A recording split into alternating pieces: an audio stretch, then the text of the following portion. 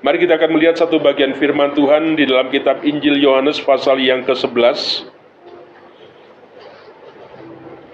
Injil Yohanes pasal yang ke-11 ayat 25 sampai dengan ayat yang ke-27.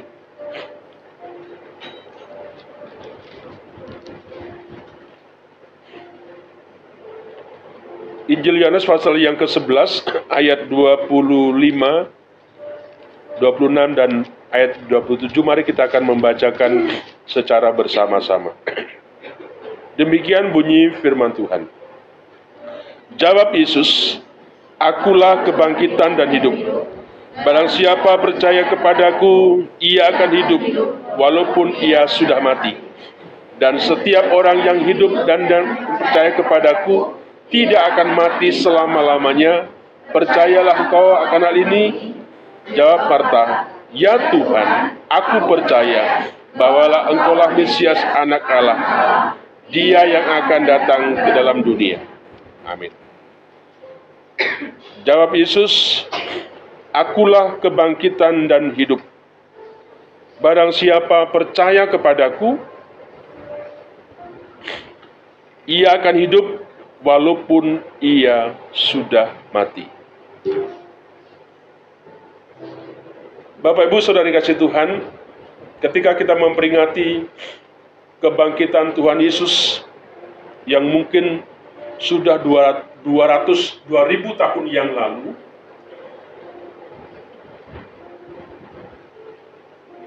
tetapi suasana daripada Paskah ini harapannya itu berdampak dalam kehidupan kita sehari-hari, khususnya bagi kita orang percaya. Kita tahu setelah Yesus menampakkan diri setelah Yesus bangkit dari kematiannya, Bapak Ibu, Yesus menampakkan diri kepada murid-muridnya dalam waktu 40 hari. Nah, saya ingin mengajak kepada setiap kita, Bapak Ibu, walaupun itu sudah terjadi 2000 tahun yang lalu, biarlah makna atau esensi daripada kebangkitan Tuhan Yesus itu dalam kehidupan kita yang sekarang harus memiliki sebuah efek dampak, ya, yang konkret, yang nyata bagi kita, ya, bagi diri kita sendiri dan juga bagi sesama kita dalam pengabdian kita kepada Tuhan Yesus Kristus. Nah, apa yang kita baca pagi hari ini, Bapak Ibu, Tuhan memperkenalkan dirinya sebagai kebangkitan dan hidup. Nah, pernyataan ini adalah sebagian dari cerita tentang kisah Lazarus yang dibangkitkan. Kita tahu cerita ini mengisahkan tentang kematian daripada Lazarus, saudara Maria dan Marta. Saat itu Lazarus sudah mati selama 4 hari. Ya, selama 4 hari dia sudah mati, si Lazarus ini. Tetapi Tuhan Yesus sanggup membangkitkan orang yang sudah mati, Lazarus ini yang sudah 4 hari.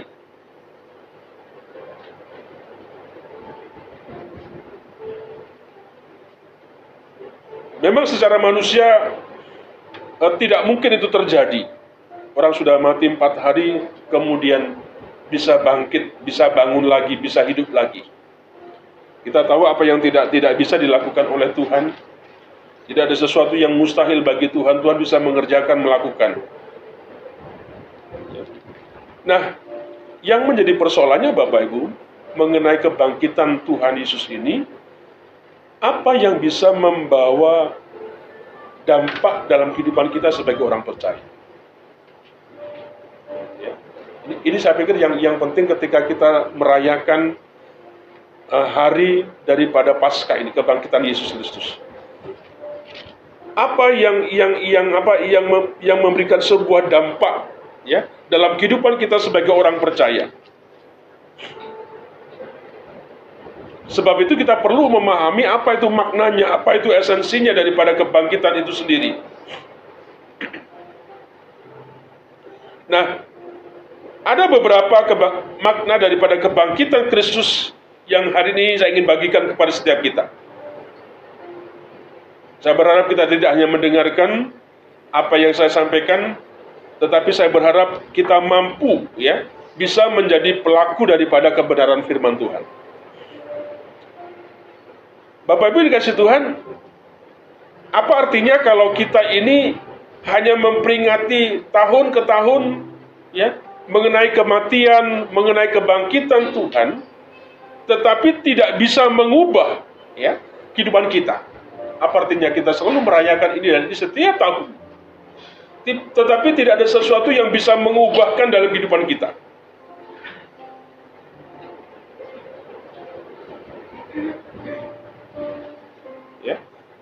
Nah, setiap tahun mestinya kita tidak lagi atau bukan lagi hanya memperingatinya. Kita harus mengalami sebuah kebangkitan, Kuasa kebangkitan itu harus terjadi di tengah-tengah kehidupan setiap kita orang percaya. Itu yang diharapkan, itu yang harusnya terjadi di dalam kehidupan kita.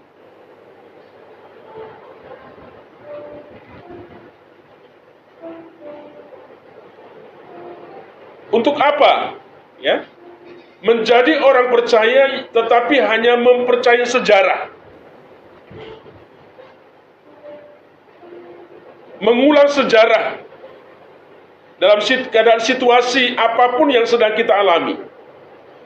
Tetapi tidak mengalami, tidak mengubahkan sebuah kehidupan kita.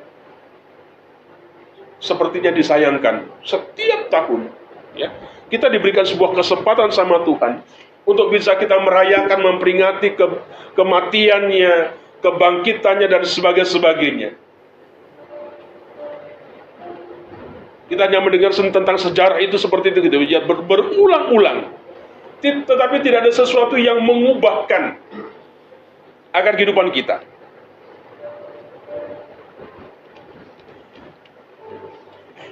Banyak orang yang secara emosional menangis ketika masuk dalam acara Jumat Agung. Ada banyak orang yang mengingat kematian Tuhan, tetapi sungguhnya mereka tidak sungguh-sungguh tidak bisa menghargai, tidak menghormati suatu pengorbanan Tuhan dalam kehidupan yang sedang berjalan untuk hidup yang berkenan kepada Tuhan. Apa yang saya sampaikan, saya ingin mengingatkan kepada setiap kita.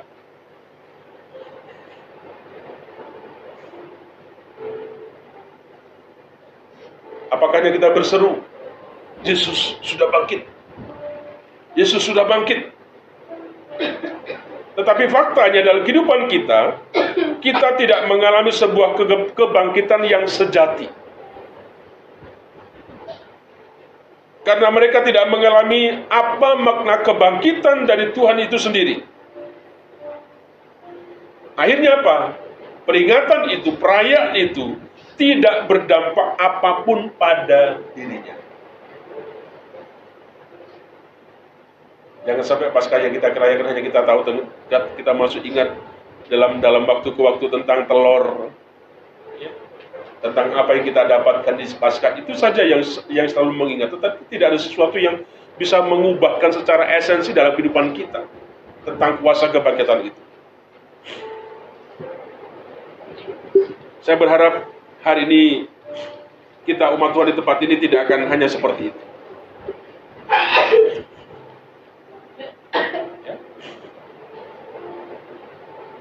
Sebab itu pagi hari ini saya ingin mengajak kita bersama-sama memaknai tentang kebangkitan Tuhan. Apa sih sebenarnya makna kebangkitan Tuhan?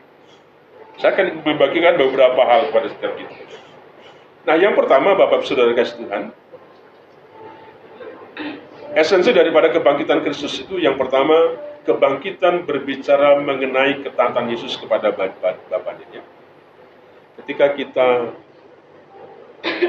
merayakan Paskah, satu makna yang jangan pernah dilupakan, bahwa ini berbicara tentang ketaatan Yesus kepada Bapaknya.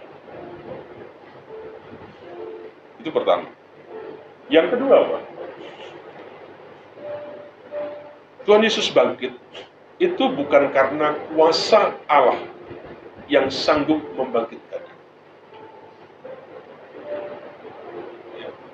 Yang kedua, makna yang kedua, bahwa Tuhan Yesus bangkit itu bukan hanya karena kuasa Allah yang sanggup membangkitkan dia.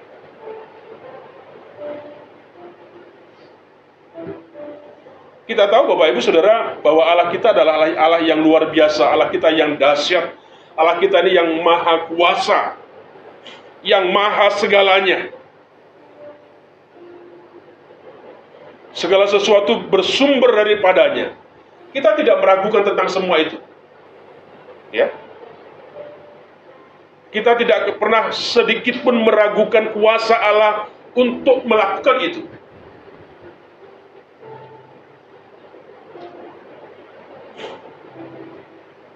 Tetapi yang harus kita ingat, yang harus kita pahami dengan benar, Bapak Ibu dikasih Tuhan. Nah, ternyata kebangkitan Tuhan Yesus juga berbicara mengenai ketaatan daripada Tuhan Yesus kepada kehendak Bapaknya. Ya.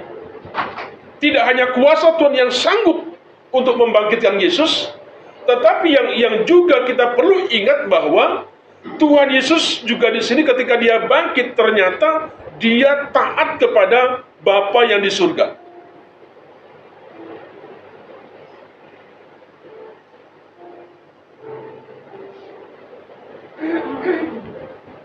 Sebab itu ketika kita merayakan Paskah selalu ingat ya tentang ketaatan Yesus kepada Bapaknya. Nah, di dalam kitab Ibrani Bapak Ibu, pasal yang kelima ayat yang ke-7, coba diperhatikan Ibrani 5 ayat ke-7.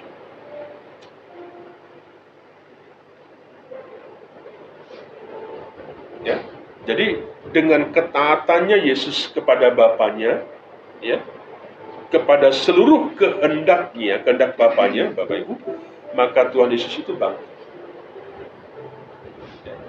Saya katakan tadi, Tuhan Yesus sanggup untuk melakukan itu, membangkitkan. Yesus bisa sanggup, tidak ada sedikit pun yang ragu gitu loh. Tetapi jangan lupa, jangan hanya mendidik di sana. Ternyata Tuhan Yesus itu, ya, dia taat kepada Bapaknya. Apa yang menjadi kehendak Bapaknya, seluruhnya itu ditaati, dikerjakan. Makanya Tuhan Yesus bangkit. Ya. Nah, Ibrani 5:7 dikatakan, dalam hidupnya sebagai manusia, ia telah mempersembahkan doa dan permohonan dengan rata tangis dan keluhan kepada Dia yang sanggup menyelamatkannya dari maut, dan karena kesalehannya ia telah didengarkan. Ya. Dalam hidupnya sebagai manusia, ia telah mempersembahkan doa, mempersembahkan dan permohonannya dengan rata tangis, keluhan kepada Dia yang sanggup menyelamatkannya dari maut, dan karena kesalehannya ia telah didengarkan. Karena kesalehannya, karena ketaatan, ya, Tuhan didengarkan doa pergumulan di Taman Getsemani sepanjang malam pada waktu itu. 3 kali ia berseru, bukan kehendakku yang jadi, tetapi kehendak Bapa. Berulang 3 kali Tuhan mengulang perkataan seperti itu. Itu merupakan satu perkataan, satu firman yang penangguhan, ya, atau kesiapan untuk masuk dalam penderitaan, ya, dan puncak penderitaan yang kita sudah rayakan pada hari Jumat yang lalu. Di sini kita melihat betapa taatnya Tuhan Yesus kepada seluruh kehendak Bapaknya. Tentu ini mengajarkan setiap kita sebagai orang percaya, kita pun juga harus belajar taat kepada Tuhan, kepada Bapa yang di surga. Tentu di masa sekarang ini kita pun belajar, ya. Pada waktu kita pandemi, kita juga belajar kita untuk taat kepada apa yang dikatakan oleh pemerintah. Kemana-mana kita harus pakai masker, kita untuk berjaga-jaga, dan sebagainya. Ya, kita taat apa yang dikatakan pemerintah kepada kita.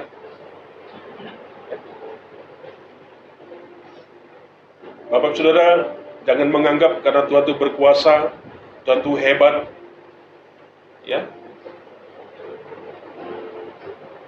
Dia bisa melindungi kita, tetapi kita sendiri tidak menjaga. Tidak boleh ya. Kita harus mengasihi Tuhan. Jangan mentang-mentang Tuhan itu hebat, Tuhan itu luar biasa, ya, memenuhi apa yang menjadi kemauan daripada anaknya, tetapi sementara kemudian kita tidak mau menjaga diri kita. Ya. Jangan, kita tidak boleh seperti itu. Walaupun kita tahu dia bisa seperti itu, tetapi kita juga harus menjaga, ya. Kita tidak bertanggung jawab, ya. Sehingga kita bisa belajar dari apa yang sudah pernah terjadi dalam kehidupan kita di masa-masa COVID seperti itu. Bahkan sampai hari ini masih ada orang-orang kemana-mana kalau pergi masih ya di mobil di mana masih masker kira-kira. Tidak apa-apa lah. Tetapi sebuah upaya, sebuah cara untuk menjaga. Ya, jangan mentang-mentang karena Tuhan ini kemudian kita tidak menjaga diri kita. Ya. Nah, oleh sebab itu Bapak Ibu kasih Tuhan, saya ingin mengajak kepada kita semua orang percaya, bukan hanya sekedar mempercayai kuasa Tuhan. Ya. Kita tidak boleh hanya mempercayai kuasa Tuhan, ya, yang melindungi, yang menutup bungkus kita. Kalau kita berdoa seperti ya, Tuhan tutup bungkus kami. Ya. Tuhan sepertinya tutup buka bungkus kita, kira-kira seperti itu, ya. Tetapi jangan lupa ada tanggung jawab yang harus kita kerjakan, dan itu menunjukkan sebuah ketatan kita. Kita harus taat kepada pemerintah, ya. Kita tahu harus taat apa yang sudah disampaikan kepada kita sebagai orang-orang percaya. Kalau kita bisa taat kepada pemerintah, kita juga harus taat kepada Tuhan. Kalau kita taat kepada orang tua, kita juga harus taat kepada Tuhan. Jangan berkata kita tidak pentinglah itu, tidak boleh, ya. Jadi dalam hal ini Bapak Ibu, makna kebangkitan berbicara mengenai sebuah ketaatan. Ketika kita merayakan Paskah, kebangkitan Kristus, sesuatu yang penting kepada kita orang percaya, itu berbicara tentang sebuah ketaatan kepada apa yang menjadi kehendak Bapa. Kalau Yesus tidak taat kepada apa yang menjadi kehendak Bapanya, mustahil Yesus akan dibangkit. Kalau engkau percaya kepada kuasa Tuhan, kalau engkau tidak taat, Bapak Ibu, implikasi kan begitu. Itu masih dilakukan. Apakah kita dibangkitkan? Yesus dibangkitkan tidak semata-mata karena kuasa daripada Tuhan, tidak. Tetapi juga karena ketaatannya kepada Tuhan, sehingga dia dibangkit.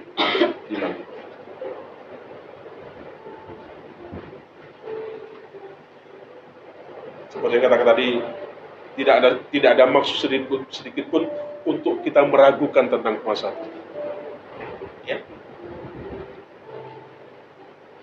Tetapi sisi yang lain itu bicara tentang ketaatan. Tetapi karena ketaatan Tuhan Yesus, dikatakan Ibrani tadi, ia didengarkan, ya. Ia menang atas kuasa maut.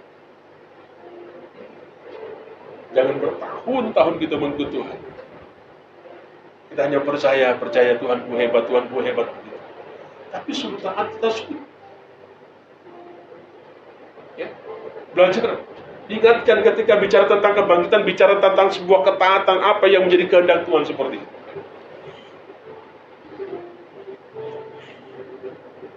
Sama ketika kita masuk kepada satu lembaga, Bapak Ibu. Ketika Bapak Ibu menyatakan diri bergabung dengan GKIN, seperti itu Bapak Ibu, maka semua aturan-aturan yang sudah ditetapkan GKIN itu harus diikuti, harus ditaati. Kira-kira begitu ya. Tidak kemudian kita membanding-bandingkan dengan yang lain. Oh, kalau yang dari gereja ini seperti ini, kenapa seperti ini? Tidak. Ketika kita masuk dalam sebuah lembaga, kita menyatakan diri saya menjadi anggota daripada gereja ini, maka Bapak Ibu suka atau tidak suka, apa yang sudah menjadi sebuah aturan, apa yang sudah ditetapkan oleh lembaga kita, itu harus kita taat. Sama dengan apa yang dilakukan Tuhan Yesus kepada apa yang menjadi kehendak Bapa. Nah, yang ketiga, makna yang ketiga. Nah, kebangkitan ini berbicara mengenai takluknya maut di dalam Tuhan Yesus. Ya, takluknya maut, ya, kuasa maut di dalam Tuhan Yesus. Sudah tidak ada kuasanya, tidak ada sengatnya, ya, tidak ada sebuah kemenangan. Coba perhatikan 1 Korintus 15 ayat 54 dan ayat yang ke-56. 1 Korintus 15 54 sampai 56.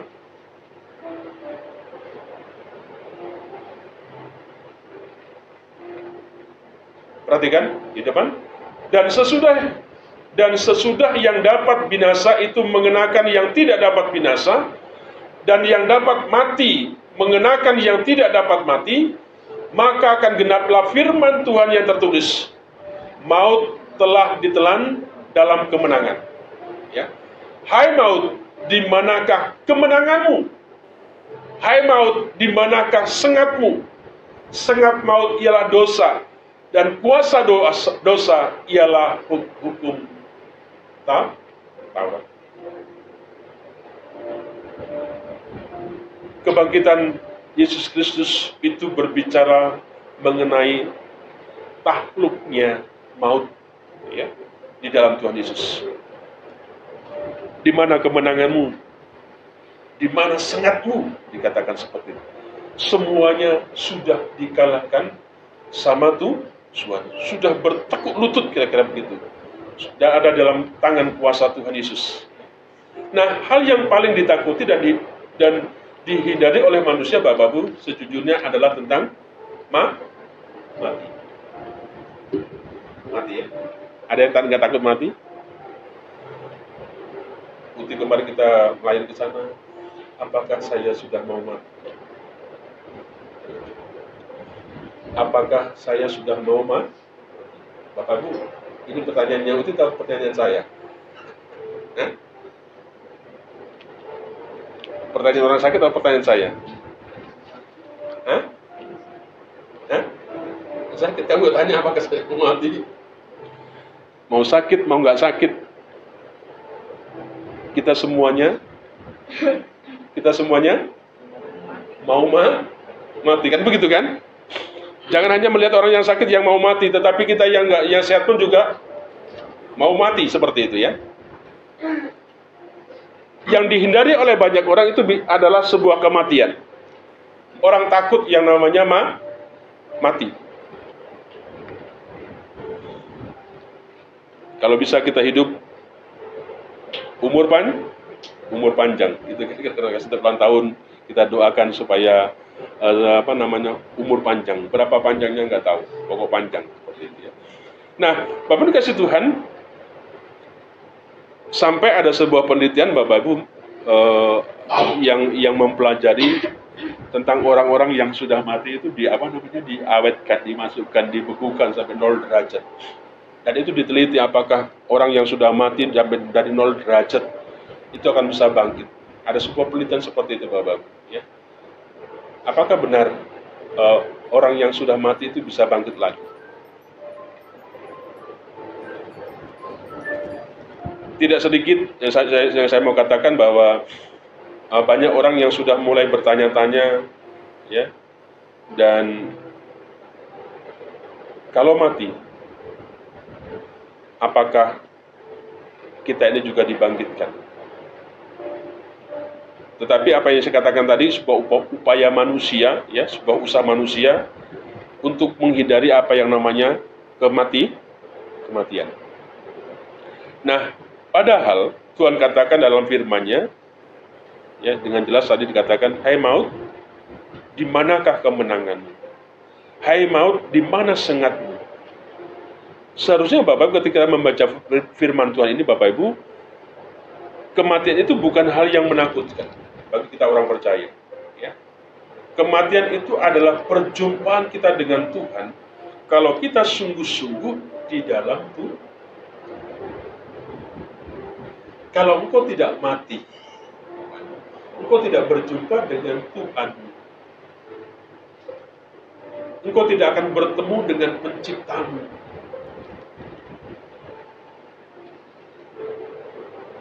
Ya. Sehingga yang kamu ketemu hanya orang-orang ini saja. Wajah-wajah tampan-tampan seperti ini saja yang ketemu. Jadi kematian itu adalah, Bapak Ibu, dikatakan bahwa kematian adalah sebuah perjumpaan kita dengan Tuhan. Kalau kita sungguh-sungguh di dalam Tuhan. Kalau kita sungguh-sungguh hidup benar, ya, kita menantikan sebuah momen ini.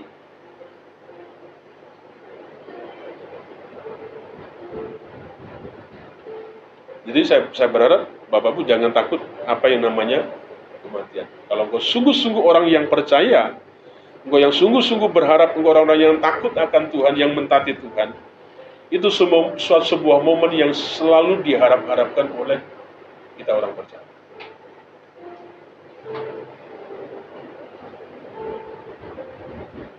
Betapa bahagianya kalau kita bertemu dengan Dia yang menjadikan kita, yang membuat kita, yang membentuk kita, yang menuntun kita dan sebagainya. Bapak Ibu, sepertinya kalau kita mengandai-andai, menganalogkan, kita bisa bertanya, Tuhan, kenapa kok Tuhan berikan aku suami istri seperti ini ya? Kita bisa tanya, kenapa Tuhan dalam perjalanan hidupku dulu kok seperti ini? Kok tidak seperti apa yang aku mau seperti itu? Kenapa? Bapak Ibu, sebuah perjumpaan dengan Tuhan sepertinya sangat-sangat menyenangkan seperti itu.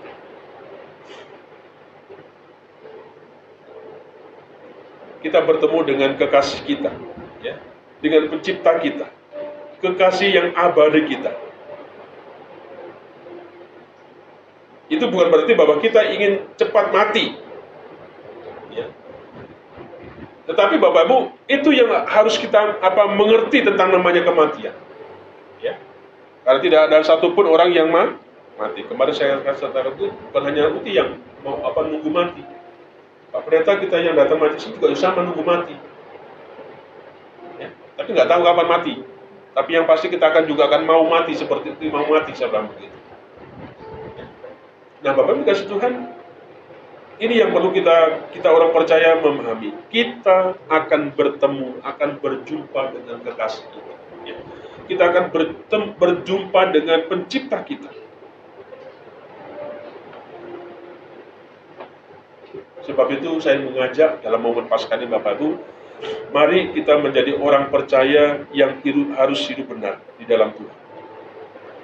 Supaya waktu kita yang singkat ini, itu sangat-sangat efektif, ya, sangat-sangat berguna. Sehingga nanti tidak ada satu penyesalan ketika kesempatan itu sudah berakhir.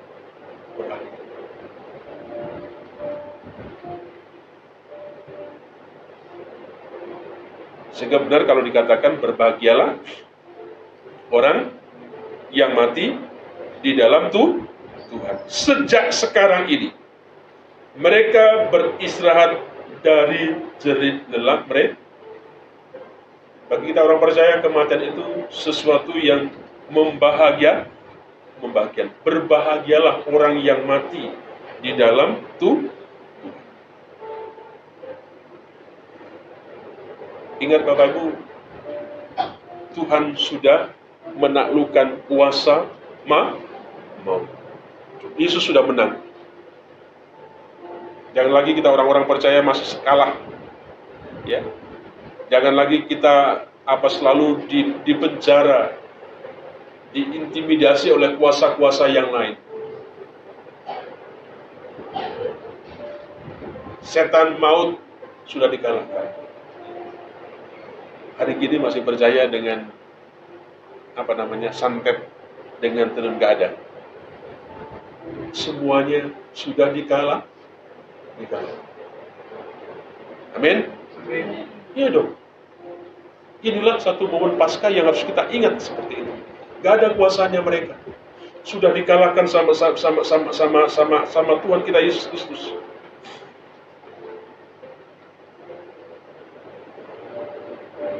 Jadi jangan lupakan makna itu Bapak Ibu ketika kita merayakan Paskah. Yang terakhir,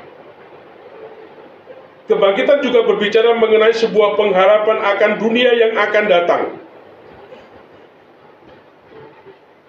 Tadi yang pertama bicara tentang ketaatan, yang kedua bicara tentang kemahakuasaan Allah, ya. Yang ketiga bicara tentang kuasa daripada maut itu sudah dihancurkan, sudah ditaklukkan Tuhan. Yang keempat, ini berbicara tentang pengharapan akan dunia yang akan datang. Ketika kita merayakan Paskah, Bapak Ibu, kebangkitan Kristus itu berbicara mengenai tentang sebuah pengharapan akan dunia yang akan datang. 1 Korintus 19 ayat 19. Dikatakan di sana, 1 Korintus 19, jikalau kita hanya dalam hidup ini saja menaruh pengharapan pada Kristus, maka kita adalah orang-orang yang paling malang dari segala manusia. Ya. Jikalau kita hanya dalam hidup ini saja menaruh pengharapan kepada Kristus, maka kita adalah orang-orang yang paling malang dari segala manusia. Tuhan Yesus bangkit dengan tubuh fisik yang dipenuhi dengan kemuliaan. Bahkan sampai dia akhirnya naik ke surga, Bapak Ibu, dia naik ke surga dengan tubuh kemuliaan. Ya.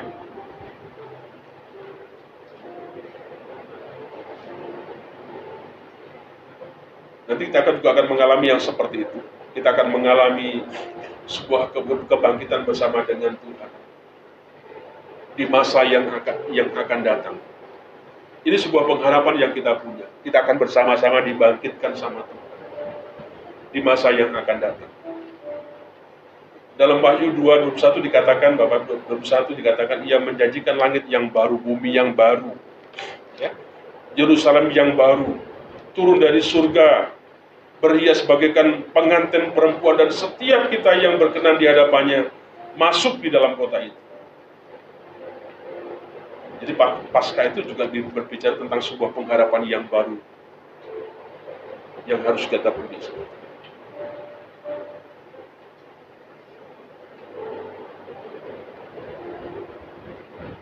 Sehingga Bapak Ibu, kita tidak boleh hanya menaruh harap kepada hidup yang ini saja, yang sekarang saja. Kemarin mengatakan bahwa hidup di dalam dunia ini adalah hidup mempersiapkan diri dalam masuk ke kekekalan seperti itu, ya. Jadi Bapak Ibu, pengharapan kita, hidup kita tidak hanya berfokus hanya hari ini, tetapi pengharapan kita juga, jangan sampai lupa, ada kelak di masa kekekalan. Pengharapan kita itu harus kita punya. Kalau kita pengharapan kita hanya di dunia, maka semuanya harus berorientasi, berfokus kepada dunia ini dalam hidup ini, ya. Nah, tempat rumah tinggal kita, ya, kita hanya jangan berfokus kepada dunia ini, kepada tempat tinggal kita yang sementara ini. Ini bukan ke tempat kediaman kita, kata firman Tuhan. Makanya Tuhan naik ke surga, dia bilang, aku akan menyediakan tempat bagimu, supaya di mana aku berada, kamu pun berada. Itu kata Tuhan, janji Tuhan kepada setiap kita orang-orang percaya. Tuhan sudah menyediakan tempat bagimu di kekekalan nanti seperti itu.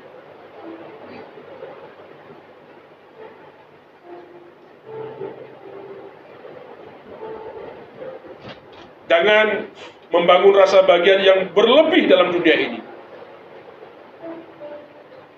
Ya. Sehingga nanti engkau akan meninggalkan, melupakan Tuhan. Di jam-jam, di waktu-waktu yang sudah Tuhan kehendaki. Kenapa? Kita hanya membangun rasa bahagia yang berlebih dalam dunia ini. Kita tidak akan menemukan kebangkitan yang lebih dalam dunia ini.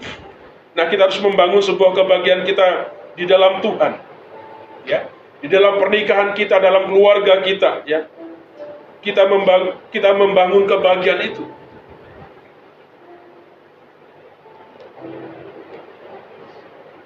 Inilah yang sangat penting ketika kita memperingati, merayakan Paskah.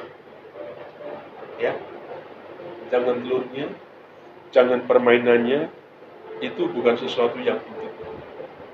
Tetapi yang penting ketika kita merayakan Paskah, diingatkan tentang satu pembelajaran tentang ketaatan Tuhan kepada kehendak Allah. Tidak hanya itu, kita bisa melihat kenapa tidak semata-mata karena kebangkitan Yesus, karena kuasa Tuhan, tetapi juga karena ketaatannya, ketundukannya dia kepada Bapa. Dan yang ketiga, apa? Kuasa maut sudah dikalahkan. Sudah tidak memenjara kita. Kita sudah menang, kita sudah. Dan yang terakhir, ada sebuah pengharapan di masa yang akan datang, kekekalan. Bicara tentang kebangkitan, berbicara tentang hal-hal seperti itu. Mari kita tidak euforia dengan sesuatu yang lahiriah, tetapi sisi yang penting, esensi yang penting, makna yang lain, Bapak Ibu tidak mendapatkan. Sehingga rasanya dari tahun ke tahun tidak ada sesuatu yang signifikan dalam hidup kita. Samanya dari dulu dan sampai sekarang tidak ada sebuah perubahan yang berdampak tentang Paskah. Kesetiaanmu, ketekunanmu, ketaatanmu kepada Tuhan, kepada firman-Nya, hidupmu kepada Tuhan, sungguh-sungguh kau bergantung. Itu yang kita ingin terjadi dalam kehidupan kita dari waktu ke waktu. Sampai nanti Tuhan memanggil kita. Selamat Hari Paskah. Hari yang membawa kemenangan kepada setiap kita. Dalam hari ini, sampai nanti Tuhan menyebut kita bersama-sama. Mari kita tunduk kepala kita.